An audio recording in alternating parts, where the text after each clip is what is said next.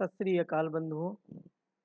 आज सिख धर्म के संस्थापक, सिख धर्म के आदि गुरु गुरु नानक देव जी की जो है 556वीं जयंती है। उनका प्रकाश पर्व है।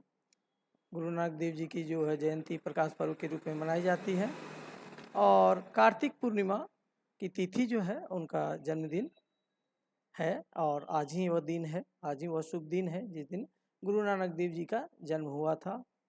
गुरु नानक देव जी का जन्म जो है रावी नदी के किनारे तलवंडी में हुआ था, जो आज जो है ननकाना साहिब के रूप में जाना जाता है।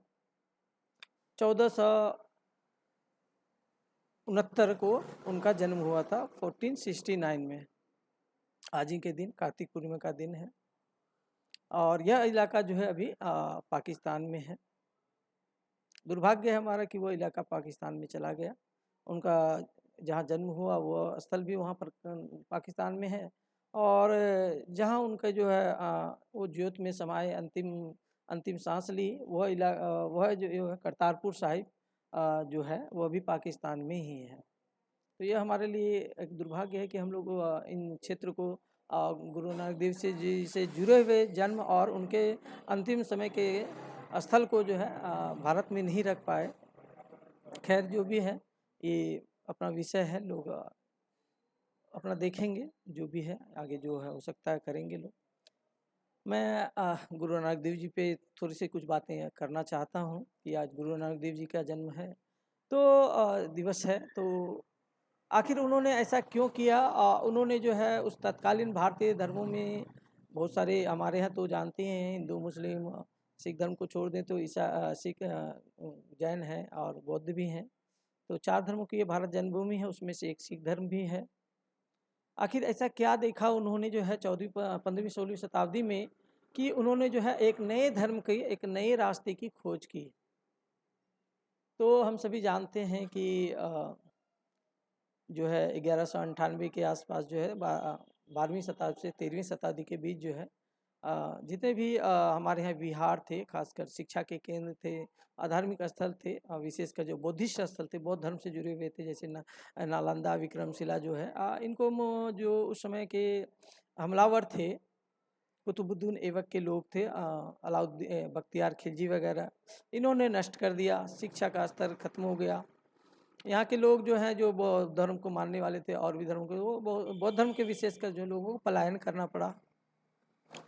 तो समाज में एक नए प्रकार की जो है भावना विकसित हो रही थी, कुछ समय पहले से ही हो रही थी। हम सभी जानते हैं कि जब आदि शंकराचार्य जो है मंडन मिश्र से मिलने या डिबेट करने के लिए सहरसा के जो है बनगांव गए थे, तो वहाँ जो उन्होंने डिबेट किया था उसके बाद जो है बिहार में जो है एक नए प्रकार का जो है विचार प्रचलित हो रहा था। तो लेकिन फिर भी जो है जो बौद्ध धर्म का था, बौद्ध धर्म का विस्तार पूरे देश में था, एशिया में था, पूरे एशिया में बौद्ध धर्म का प्रचार रहा था। लेकिन 7वीं 8वीं शताब्दी में जो है अरब में जो है इस्लाम के प्रवर्तक मोहम्मद साहब का जन्म होता है और कुछ समय बाद जो है इस्लाम की वहाँ स्थापना होती है। तब तो 610 या 622 में यही तिथि है उनकी, जब उनका जो है ये होता है, इस्लाम की शुरुआत होती है। मोहम्मद साहब जो है इस्लाम के पहले पैगंबर होते हैं और उन्होंने जो है इस्लाम की स्थापना की। और फिर वो जो है 12वीं 13वीं शताब्दी होते होते हम लोग देखते हैं कि इस्लाम जो है भारत पे जो है इस्लामिक लोगों ने भारत पे कब्जा कर लिया। मोहम्मद गौरी के लोग जो हैं ने आक्रमण किया था, जिसका कि पृथ्वीराज चौहान से लड़ाई हुई थी और उसके बाद जो उसने पूरे दिल्ली वगैरह में कब्जा कर लिया। फिर उसके अपने गुलाम जो थे, उसका जो गुलाम था कुतुबुद्दीन ऐबक, उसको भारत की बागडोर सौंप करके वो फिर वापस चला गया। उसका कुतुबुद्दीन ऐबक का जो सेनापति था बख्तियार खिलजी, उसने ये सब कारनामे किए थे। यह इतिहास है और मध्यकालीन इतिहास है। तो समाज में क्या था कि समाज भयाक्रांत था। हम सभी जानते हैं ये 13वीं 14वीं शताब्दी की घटना है और 15वीं 16वीं शताब्दी के ज़्यादा से ज़्यादा 100 सालों के अंदर ही जो है 1469 में इनका जन्म होता है गुरु नानक देव जी का और 1539 ईस्वी में इनका जो है ज्योत समाना होता है और ये संसार को त्याग जाते हैं गुरु नानक देव जी। तो 1469 में जो है इनका जन्म है और उसी बीच जो है सिख धर्म की स्थापना करते हैं। और सिख धर्म की स्थापना करने से पूर्व जो है ये 4 बार उदासियाँ करते हैं, यानी 4 बार धार्मिक यात्राएं करते हैं और पूरे एशिया का लगभग ये यात्रा करते हैं। पहली बार में उत्तर भारत का लगभग उत्तर भारत के सभी इलाकों का करते हैं जो धार्मिक स्थल होते हैं, जो प्रसिद्ध स्थल होते हैं, जिसमें हम सब जानते हैं हरिद्वार है, प्रयाग है, पटना है, पुरी है। असम में जो है कामाख्या जी का है मंदिर और ढाका भी जाते हैं और इस तरह से जो है हरिद्वार, अयोध्या, प्रयाग होते हुए ये करते, पुरी भी जाते हैं। ये 1500 से 1506 की बात है। फिर उसके बाद दूसरी उदासी करते हैं 1506 से 1513 में, जिसमें दक्षिण भारत के अधिकतर जो प्रसिद्ध धार्मिक स्थल होते हैं और श्रीलंका तक ये जाते हैं, जाफना वगैरह जाते हैं, वहाँ से फिर वापस आते हैं। तीसरी उदासी में इन्होंने जो है 1514 से 1518 ईस्वी तक की थी, जिसमें ये कश्मीर भी जो है प्रसिद्ध रहा है धार्मिक रूप में। कश्मीर के कुछ स्थलों का, नेपाल, फिर ताशकंद उज्बेकिस्तान, तिब्बत और लहासा जाते हैं, वहाँ वो कैलाश मानसरोवर वगैरह का भी भ्रमण करके आते हैं, तिब्बत वगैरह से होते हुए वापस आ जाते हैं। चौथी उदासी में 1519 से 1521 में ये काबुल जाते हैं गुरु नानक देव जी, बगदाद जाते हैं, मक्का और मदीना भी जाते हैं। यानी तत्कालीन समय में उनके समय में जो भी धार्मिक प्रसिद्ध स्थल थे, खासकर एशिया के संदर्भ में, उन्होंने जो है लगभग सबका जो है एक बार यात्रा की थी। और उन्होंने जो है फिर उनके विचार में क्या आया उसको हम लोग देखेंगे। समाज में खासकर भारत में मुस्लिमों का शासक था, मुस्लिमों का शासन था और जातिवादी थी, जातिवाद की प्रथा थी यहाँ पर। और इससे समाज क्या था, बहुत ही भयाक्रांत था, डरा हुआ था। और भारतीय समाज में खुद ही जो है एक छुआछूत की जो भावना थी वो भर गई थी। लोग एक दूसरे को दूसरे जाति से किसी को अछूत कहते थे, खुद को सभ्य कहते थे, दूसरों को अछूत कहते थे। समाज में जो इस प्रकार की भावना थी, लोग एक दूसरे के साथ बैठते उठते तक भी नहीं थे, एक दूसरे से खाना पीना तो क्या कुछ भी नहीं करते थे, दूर से ही काम चलता था। छुआछूत की भावना बढ़ चली थी। उसी दौरान हम लोग देखते हैं कि एक कबीर भी होते हैं, संत कबीर, वो भी जो है संत रविदास जी को भी देखते हैं, वो भी जो है समाज में ऐसी फैल रही बुराइयों का जो है विरोध करते हैं और समाज को है जो बचाने का प्रयास करते हैं कि भारतीय समाज जो भारतीय लोग जो है एक दूसरे के साथ मिलजुल कर रहें, इस तरह की भावना आपस में ना करें कि आपस में बटे। और जो है इन जो बाहरी लोग हैं, जो खासकर इस्लामिक लोग हैं, जो यहाँ पे कब्जा कर चुके हैं, उनसे जो है हम लोग किसी ढंग से जो अपने आप समाज को बचाएं। वो भी जो है भारतीय लोगों के साथ जो है दुराचार करते थे, दुर्व्यवहार करते थे। सिखों का भी ये देख रहे हैं। और गुरु नानक देव जी के कालखंड में ही हम देखते हैं कि 1526 में जो है बाबर का आक्रमण होता है और सिकंदर लोदी को वो जो है सिकंदर या अब्राहम लोदी को वो हरा देते हैं, ठीक है। और बाबर का जो भारत पे कब्जा हो जाता है, मुगलों का कब्जा हो जाता है। ये सब दोनों जो हैं मुस्लिम ही हैं, ठीक है। तो इस तरह चलता है। इन चीज़ों से, बहुत चीज़ों से गुरु नानक देव जी आहत होते हैं। गुरु नानक देव जी जो हैं वो वैवाहिक जीवन में होते हैं, पारिवारिक जीवन में जीते हैं, लेकिन उनका जो मन है, उनका जो हृदय है, वह जो है अध्यात्म की ओर है और सच्चाई की खोज वो कर रहे हैं, सत्य की खोज वो करते हैं। काम करते हुए, पारिवारिक जीवन जीते हुए भी है, सत्य की खोज में लगे हुए हैं। कबीर को भी हम देखते हैं और गुरु नानक देव जी को भी देख रहे हैं और रविदास जी को भी हम देख रहे हैं, संत रविदास, संत कबीर, और इधर देख रहे हैं गुरु नानक देव जी। ये तीनों जो है उस समय जो है प्रसिद्ध हैं भारत में और जो समाज के लोग हैं उनका सहयोग करते हैं। लोगों में छुआछूत की जो भावना है, एक दूसरे से घृणा की जो भावना है पनप रही, उसको समाप्त करने का उनका विरोध करते हैं। आप देख रहे हैं कबीर भी वैसे वही पद्धति में है, संत रविदास भी वही पद्धति में है और गुरु नानक देव जी भी उसी पद्धति में है। और आगे चल के जो है गुरु नानक देव जी ने जो है सिख धर्म की स्थापना की। सिख, सिख यानी गुरु से सीख, सीखने यानी सीखना, लर्निंग करना, ये गुरु जी से सीख ले, ठीक है, ऐसा है। उन्होंने निर्गुण धारा का जो है निर्गुण धारा पे जो है काम किया। हिंदी साहित्य में जब जाएंगे तो निर्गुण धारा जो है गुरु नानक देव जी से अज्ञानाश्रयी है, ज्ञान की ओर खोज, किसी देवता भगवान की ओर ना जा, ज्ञान की खोज कर, सत्य की खोज कर, है ना। और कहते हैं एक ओमकार सतनाम, सत्य है वही एक नाम ओमकार। हम सभी जानते हैं कि सिख धर्म के जो एक चिन्ह है वो ओमकार भी है। वो आपको बुद्ध धर्म में भी मिलेगा और वो हिंदू धर्म में भी मिलेगा, जैनों में भी मिलेगा, और खासकर जो भारतीय जित संदर्भ में जितने भी धर्म हैं वो सभी मान्यता है, वो सब में ओमकार का जो सम्मान है वही चिन्ह है।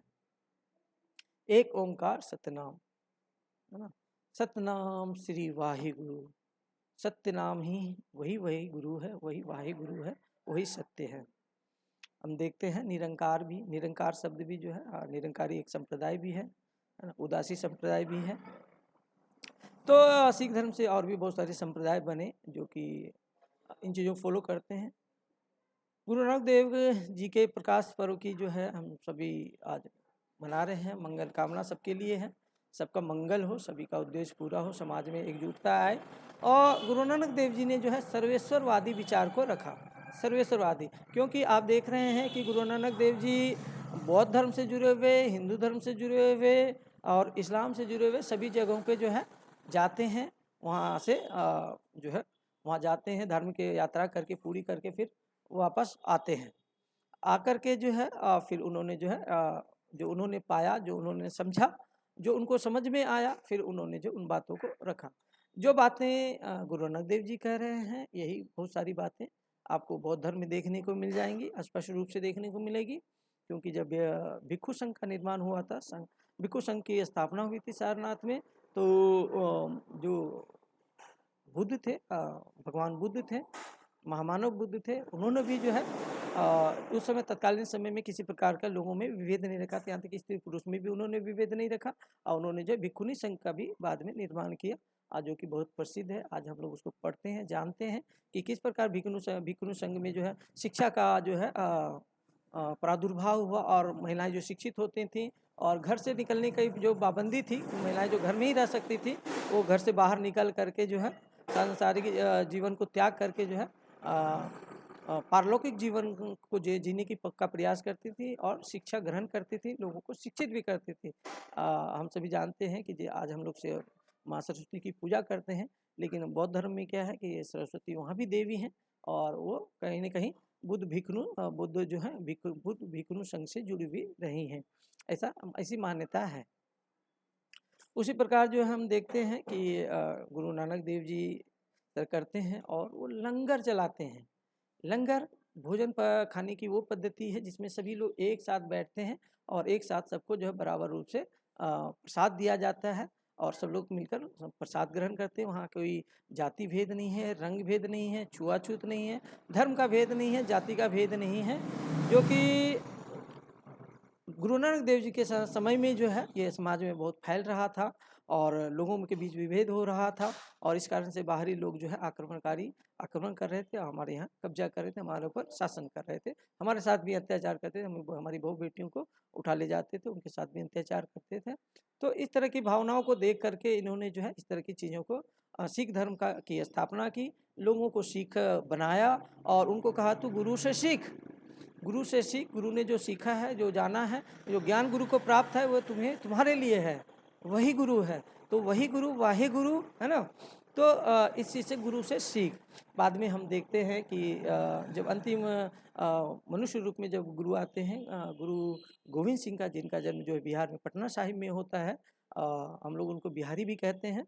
गुरु गोविंद सिंह बिहारी थे और सिख धर्म के जो है अंतिम जीवित गुरु थे, जिन्होंने जो है खालसा पंथ की स्थापना की और युद्धक शैली को जो है विकास किया, और उन्होंने जो है पंच प्यारे की नींव रखी, पंच प्यारे, और जिसको हम लोग जो है अभी जो है पंच परमेश्वर कहते हैं, समाज में पंचायत होती है। उसी प्रकार पंच भिक्षु जो है बौद्ध धर्म में भी होता था, पंच भिक्षु बौद्ध धर्म में भी है, और पंच प्यारे जो है इन्होंने जो है सिख धर्म में लाया, गुरु गोविंद सिंह जी लाए और खालसा पंथ की स्थापना की। खालसा पंथ ने जो है महिलाओं की रक्षा की, समाज के उन लोगों की रक्षा करने का प्रयास किया जो लोग जो है समाज में जो मुस्लिम आक्रमणकारियों से जो है भयभीत थे, उनसे आक्रमण करते थे, उनके साथ अत्याचार करते थे। उसमें बहुत सारे कश्मीरी पंडित भी इनके पास आए थे, इनके पिता के पास आए थे, इनके पिताजी जी भी अपनी कुर्बानी दे दी जी, अपना जीवन जो है भारतीय लोगों की रक्षा के लिए अपना जीवन दे दिया, फिर गुरु गोविंद सिंह को भी अपना जीवन देना पड़ा। गुरु गोविंद सिंह के जो 4 साहिबजादे थे, उन्होंने भी देश धर्म के वास्ते अपना जीवन कुर्बान कर दिया। उन्होंने तनिक भी आह नहीं की कि हम क्यों मर रहे हैं, हम क्यों लड़ रहे हैं। उन्होंने बस अपने समाज के लिए, अपने लोगों के लिए, भारतीय संस्कृति की रक्षा के लिए जो अपना जीवन कुर्बान कर दिया। गुरु नानक देव जी का तो जब प्रकाश पर्व हो गया था, जब जो है निर्वाण हो गया था, जब वो जोत से जोत में समा गए थे, उसके बाद जो है 10वें गुरु जब आए, गुरु गोविंद सिंह ने भी ऐसा ही किया। उन्होंने भी अपना जीवन दिया, उनके पिता ने भी दिया, उनके बच्चों ने भी दिया, और कह गए कि हमारा समाज जो है, हम लोग जब तक एकजुट नहीं होंगे, जब तक समाज में जाति भेद रहेगा, हम लोग जो एकजुट नहीं होंगे, तब तक बाहरी आक्रमण होते रहेंगे और बाहरी लोग हम पर शासन करते रहेंगे। और इसी तरह से जो है यह चीज़ें जो है सिख धर्म की स्थापना हुई और सिख धर्म का विस्तार हुआ। और उसके बाद जो है उन्होंने जो है गुरु गोविंद सिंह जी ने गुरु ग्रंथ साहिब की बात कही कि अंतिम गुरु हमारे गुरु ग्रंथ साहिब होंगे, अब कोई जीवित गुरु नहीं होगा।